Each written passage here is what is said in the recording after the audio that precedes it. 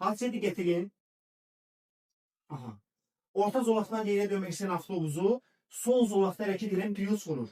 Kommentlər çox maraqlıdır. Bu videoya gələn kommentləri düz hamısı yox, bəziləri avtobusu, bəziləri Priusu günahkar hesab edir ki, burada Toyota Prius avtomobili o zolaqda nə gəzirdi?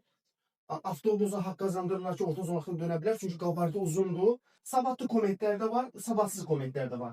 Bəs qanun bu haqda nə deyir? Gəlin maddələrlə bir-bir baxaq görək. Ümumiyyətlə Prius orada hərəkət edə bilərmi? 1, 2, 3 dənə zolaq var. Prius axırıncı zolaqda hərəkət edir. Priusun bu zolaqda hərəkət etməsinə qanunda bir qadağa yoxdur. O halda olar ki, həmin o üçüncü zolaq ancaq sola dönmək üçün yerdə 1.18 nişanlama xətti, yaxud 5.8 bir nişanı ilə, ya 5.8 2 nişanları ilə sola olsaydı bu zolaq, veya da Prius, sən bu zolaq niyə hərəkətini davam etdirirsən? Onu burada bu situasiyada görmürük biz. Və yaxud üçüncü zolaqda avtomobillərin hərəkəti davam etdirməsi qadağandırmı? 49-cu maddənin 5-ci bəndi bu haqdadır. Yazılır ki, gelirsin 3 və daha artı zolaq olan yollarda intensiv hərəkət vaxtı bütün nəqliyyat vasitələri zolağı tutubsa, kənar sol zolaqda hərəkətin davam etdirməsi qadağan olan nəqliyyat vasitələri 3 ton yarımdan artı olan nəqliyyat vasitələri. Orada nəqliyyat vasitəsi söz yox, 3,5 tondan artı olan yük avtomobillər yazılmalı. Yəni C1 kateqoriyası ilə idarə olunan Kamazdır, Şaqmandır və s. onların sol zolaqda hərəkəti davam etdirməsi qadağandır. Qanun yazır ki, sola geriyə dönməsi istisna. Yəni sola geriyə dönmək üçün çıxıb buradan dönə bilər, hərəkət edə bilməzdir. Yəni digər nəqliyyat vasitələrinə, ya minik avtomobilinə, yaxud avtobusa, yaxud da deyək 3 ton yarıma qədər yük avtomobillərinə, yəni qazillərə məhdudiyyət yoxdur. Deməli, Priusun o zolaqda hərəkətində bir qadağan yoxdur. Görək avtobus buradan dönə bilərmi? 42-ci maddənin 6-cı bəndində yazılır ki, sürücü sağa, sola, geriyə dönmək üçün hərəkət səsində müvafiq kənar vəziyyətə tutulmalı. Yəni müvafiq kənar vəziyyət odur ki, sən sağa dönürsənsə sağ zolağa tutulmalısan. Sola dönürsənsə, geriyə dönürsənsə sol zolağa tutulmalısan. Bu maddə. İndi o 8-ci hissəyə görə nə yazır? Deyir, əgər nəqliyyat vasitəsi bu qanunun, bu maddəsinin 6-cı bəndində kimi dönə bilmirsə, qabaritinə görə, yolun eninə görə, ya digər səbəblərə görə, hər hansı problem ola bilər zolaqda ki, oranı tutub dönə bilmirəm, ya qabaritim uzundur. Bu halda qaydalardan kənara çıxmağa icazə verilir, amma bu hal təhlükəsiz olsun, hərəkətin digər iştirakçılarına maneə yaratmasın. Amma o bəndi buna şamil etmək olmaz. Niyə? Çünki 9-cu bənd var. 9-cu bənddə görə yazılır 42-ci maddənin. Deyir, yol ayrıcılığının kənarda.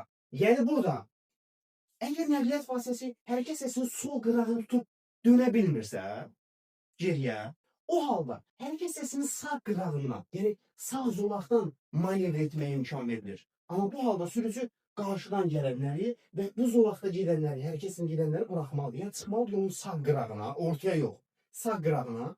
Oradan dönmə siqnalı yandırıb, arxa zolaqlar buraxıb, dönüb, bu ayrı zolağın ortasında dayanıb, qarşıdan gələnləri buraxıb dönməli.